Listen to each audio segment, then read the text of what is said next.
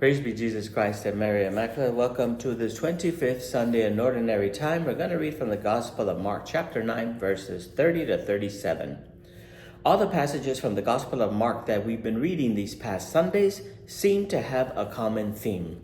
Jesus struggling with his disciples, or better said, his disciples struggling with the identity of Jesus and with his message and with his mission.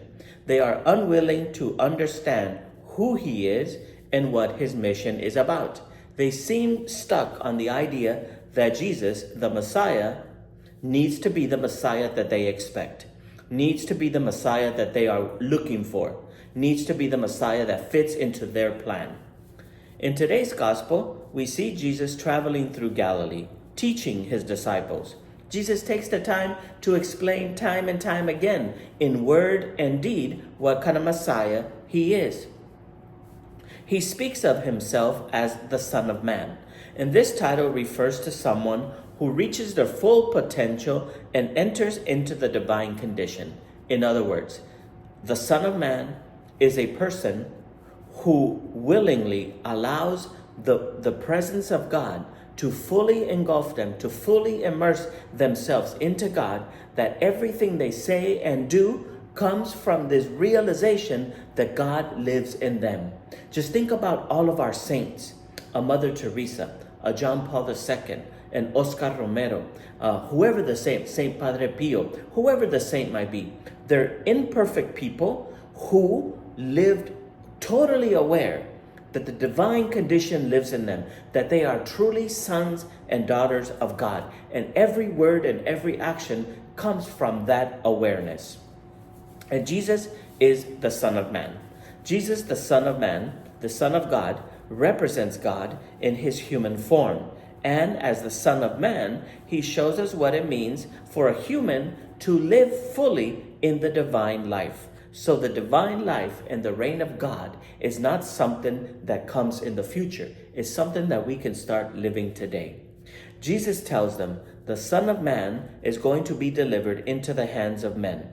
And this shows a contrast between the Son of Man, Jesus, who has fullness of the divine life in him, and the people who reject this fullness, who reject this identity. And these people certainly are going to refuse Jesus. They're going to kill Jesus, but after 3 days, he will rise again.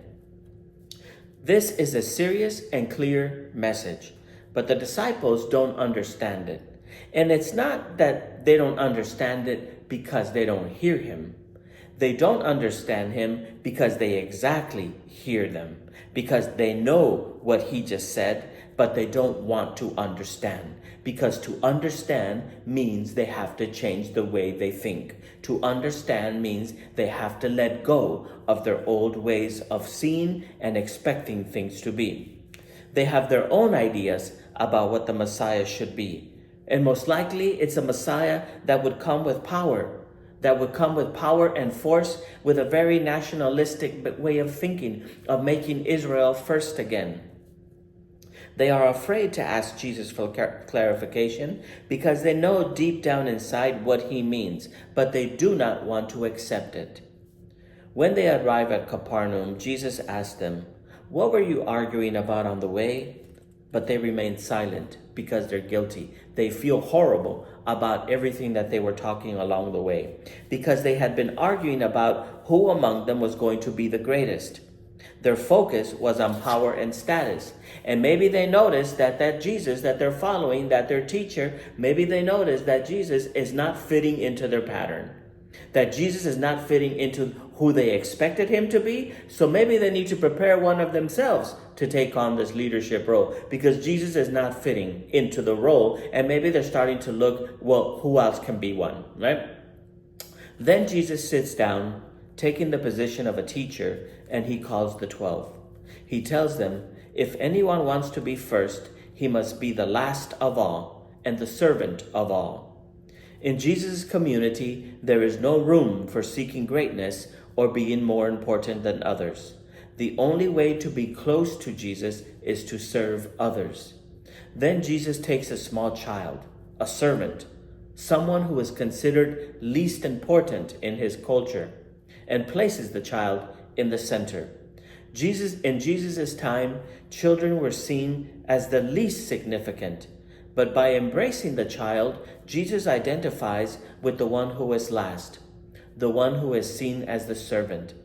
He says, "Whoever receives one such child in my name receives me, and whoever receives me receives not only me, but the one who sent me." Jesus guarantees that where there is someone who, out of love, serves others, there is the presence of Jesus, and ultimately the presence of God.